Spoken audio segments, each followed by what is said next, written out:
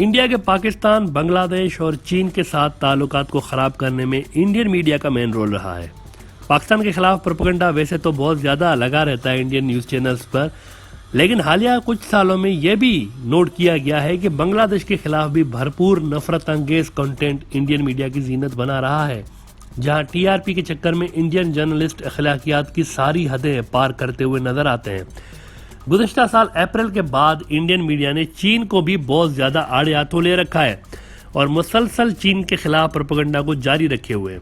और बास चैनल्स तो ये प्रोपेगेंडा इस कदर हल्के और सतही लेवल पर जाकर करते हैं कि उस पर तबसरा करना भी वक्त का ज़ियान मालूम होता है। मिसाल के तौर पर इंडिया का एक बहुत बड़ा मीडिया ग्रुप है, उनके कई चैनल्स हैं। उनमें से एक चैनल है, उन्होंने ये स्टोरीज लगाना शुरू की थी कुछ अर्सा पहले कि लद्दाख का जो इलाका है ये हिमालय के पहाड़ों के पास है और हिमालय जो है यहाँ हिंदुइज्म के अकीदे के मुताबिक शिवा जो देवता है हिंदू मत के, वो अपनी फैमिली के साथ रहते हैं। लिहाजा यहाँ से अगर चीनी वापस नहीं गए तो भस्म हो जाएंगे। और सारा अरसा इस पूरे एपिसोड में इंडियन न्यूज़ एंकर चीनी सदर को शी जिनपिंग, जो कि उनका नाम है, उसका जगह पर वो उनको जमूरे जिनपिंग कहकर मुखातिब करता रहा पूरे एपिसोड में। और तकरीबन 30 से 40 मरतबा इस रिपोर्ट में एक फिल्म का सीन भी दिखाया जाता रहा, जिसमें शिव जो देवता है उसको ये कहता हुआ दिखाया गया कि क्या भरम है ये, यानी स्पेशल साउंड इफेक्ट्स के साथ उनको ये कहता हुआ दिखाया गया इन हिंदू मत के देवता को कि क्या भरम है ये, यानी ये डिस्टर्बेंस कैसी है। अब इस किस्म की लो लेवल जो लो मेंटालिटी वाली एक कंटेंट है, अगर इस पर बंदा एनालिसिस करे भी तो क्या करे कि एक तरफ बॉर्डर पर ये संजीदा किस्म की डेवलपमेंट्स हो रही हैं और न्यूज़ चैनल्स पर इस किस्म की चीज़ें दिखाई जाती रही हों, यानी एक तरफ चीन के सदर को जमूरे जिनपिंग कहकर उनका मजाक उड़ाया जाए और दूसरी तरफ इस तरह के जो फिल्मी सीन हों और इस तरह के जो स्पेशल साउंड इफेक्ट्स वाली चीज़ें हों, क्या भरम है ये वगैरह, ये दिखाया जाए। इसको न्यूज़ से ज़्यादा एंटरटेनमेंट से आप लिंक कर सकते हैं। लिहाजा इंडियन मीडिया के इस तरह के जो न्यूज़ चैनल्स हैं, अगर वो अपने नाम के साथ एंटरटेनमेंट लगा दें लफ्ज़, तो ऑडियंस को ये जज करने में आसानी होगी कि वो जो कंटेंट देख रहे हैं वो न्यूज़ का है या एंटरटेनमेंट का है।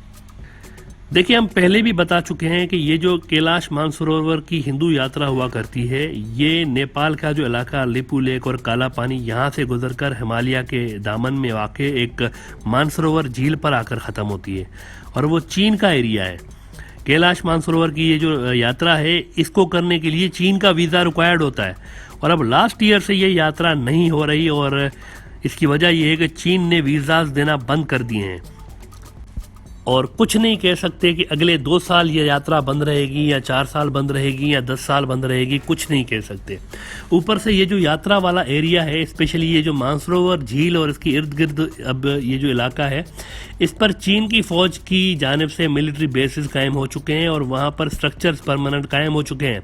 वहाँ चीनी फौजी पिकनिक मनाते हुए नजर आने वाले हैं आने वाले चंद सालों में, यानी जिस जगह के लिए कहा जाता है कि यहाँ पर शिवा जो देवता हैं वो रहते हैं, वहाँ पर चीनी फौजी घूमते हुए नजर आएंगे। लेकिन अगर ये मजहबी मसला है, तब भी मोदी साहब इसको ये कहकर रिजेक्ट कर चुके हैं कि हमारे साथ कुछ हुआ ही नहीं है। अगर आपको याद हो मोदी साहब की वो स्टेटमेंट कि हमारा कोई इलाका नहीं गया और सब कुछ नॉर्मल है। और अगर चीन ने इन रिलीजियस मकामात पर कब्जा किया भी हुआ है, तब भी इंडियन मीडिया को चाहिए था कि वो अपनी हुकूमत को फोर्स करें कि ये उनके जो इलाके मजहबी इलाके हैं इनको वापस लिया जाए, बजाय इस तरह के बचकाना रिपोर्टिंग करके। अच्छा, ये तो कुछ हफ्ते कबल की एक हरकत थी जिसका जिक्र अभी हमने किया, लेकिन रिसेंटली ये ट्रेंड इंडियन मीडिया में चलाया जा रहा है कि इंडिया को तिब्बत को अलग मुल्क मान के उसकी एम्बेसी खोल लेनी चाहिए। इस तरह की एक प्रोपेगेंडा इंडियन मीडिया में नजर आ रहा है। और याद रहे कि दलाई लामा के अलावा भी तिब्बत की जो गवर्नमेंट इन एग्जाइल है, ये भी इंडिया में ही बैठी हुई है, धर्मशाला में, जो कि हिमाचल प्रदेश स्टेट इंडिया की जो है वहां पर वाक़ है। इस पर चीन ने इंडियन मीडिया को खबरदार किया है कि ऐसा नहीं करें। चीन का जो सफारत खाना है, उन्होंने एक स्टेटमेंट जारी की इस सिलसिले में इंडियन मीडिया के लिए, जिसमें उनका कहना था कि तिब्बत हमारा इलाका है, ये कोई डिस्प्यूटेड टेरिटरी नहीं है, ये हमारा इलाका है। बजाय इसको हमसे अलग करने वाला ये जो प्रोपेगेंडा चल रहा है इंडियन मीडिया में, इसकी जगह पर इकोनॉमिक और सोशल जो डेवलपमेंट हमने करवाई है वहाँ पर, इसको दिखाया जाए इंडियन मीडिया में। और इंडिया और चीन के जो बिगड़े हुए रिलेशंस हैं, इसको मज़ीद ख़राब करने की जगह इनको बेहतर बनाने की कोशिश करे इंडियन मीडिया, तो वो बेहतर होगा। और चीनी सफारत खाने का कहना था कि China firmly oppose any country, organization or individual supporting the anti-China separatist activities of the Tibetan independence forces in any form and under any pretext। जैसा कि हमने इस एपिसोड के शुरू में बताया कि शायद ही साउथ एशिया का कोई ऐसा मुल्क हो जो कि इंडिया की मीडिया की इस नेगेटिव रवैये से बचा हुआ हो। याद करें, ज़्यादा पुरानी बात नहीं है जब बांग्लादेश को ये कहा जा रहा था कि बांग्लादेश इंडिया के टुकड़ों पर पड़कर अब चीन के साथ दोस्ती कर रहा है। ये ज़्यादा कोई पुरानी बात नहीं है। अभी हाल ही में कुछ महीने पहले इंडियन मीडिया में इस तरह की खबरें चल रही थी और मुस्तकिल तौर पर चलने वाला ये सिलसिला तब जाकर थोड़ा थमा था जब बांग्लादेश ने ऑफिशियली ये बयान दिया था कि इंडियन मीडिया को अपना मुंह बंद रखना चाहिए। अलबत्ता अब भी बांग्लादेश के खिलाफ इंडियन मीडिया की ये रिपोर्टिंग कोई ख़त्म नहीं हुई, बल्कि कम हुई है थोड़ी सी, लेकिन मौजूद ज़रूर है अभी भी। उधर नेपाल, खासतौर पर नेपाल के जो प्राइम मिनिस्टर केपी ओली साहब हैं, इनको मुस्तकिल तौर पर इंडियन मीडिया की तरफ से इस मनफी रवैये का सामना करना पड़ा है और कई इंडियन चैनल्स को नेपाल ने बैन कर दिया था। अच्छा, पाकिस्तान के अंदर भी इंडियन चैनल्स बैन है काफ़ी अरसे से, और इसकी वजह पाकिस्तान मुखालिफ प्रोपेगेंडा नहीं है, बल्कि इखलाक से गिरी हुई ज़बान का इस्तेमाल वो वजह बनी जिसके बायस पाकिस्तान ने इंडियन मीडिया के ये जो न्यूज़ सेक्शन है इसको बंद कर दिया हुआ है। और हाल ही में अर्नाब गोस्वामी साहब के ये जो चैनल है,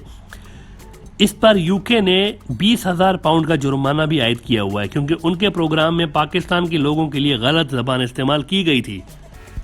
बहरहाल इंडिया को चीन की इस धमकी को संजीदगी से लेना चाहिए।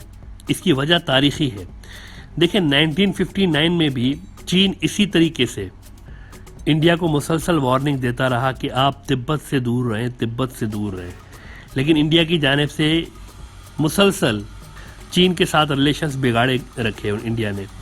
उसके बाद 1959 में जब तिब्बत के अंदर अमेरिका ने एक नाकाम बगावत की कोशिश की थी जिसमें इंडिया का भी मेन रोल रहा था, इसके बाद दलाई लामा को तिब्बत से निकलकर इंडिया में पनाह लेनी पड़ी थी। और इंडिया की जो एक शहर है धर्मशाला, हिमाचल प्रदेश स्टेट में, उसके अंदर तिब्बत की गवर्नमेंट इन एग्जाइल बनाई गई जो कि आज तक जारी है।